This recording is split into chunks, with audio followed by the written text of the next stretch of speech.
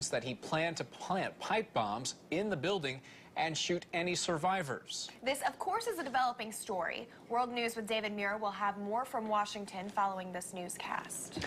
Tonight, attorneys are staying tight-lipped about the settlement reached in a class-action Mamtek lawsuit. We reported to you as breaking news at noon today. The trial ended after only 2 days when the parties involved reached an agreement.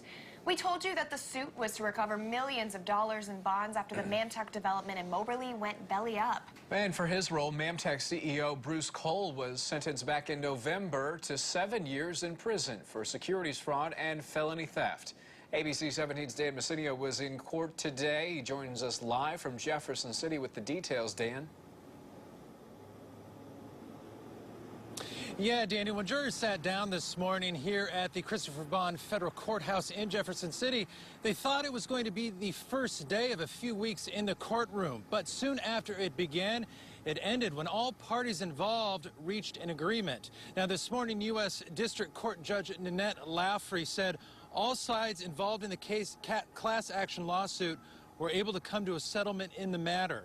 Earlier in the morning, the judge met with attorneys in her chambers for around a half an hour. After the meeting, the jury was called back into the courtroom. The judge thanked the jury and excused them, saying a settlement had been reached. At this point, the terms of the settlement are confidential. However, I'm told that those terms will eventually be made public. Now, Morgan Keegan, a Tennessee banking firm, along with St. Louis law firm Armstrong Teasdale, were the defendants in the case. Morgan Keegan underwrote bonds for the failed Mamtek development.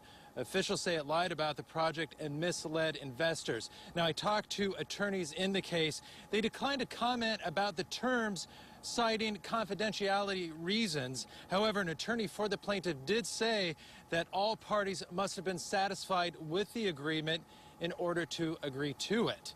Reporting live in Jefferson City, Dan Messinio, ABC 17 News. All right, thanks, Dan. And we'll, of course, keep following the story to bring you the details of the settlement terms when they become available. Well, Dave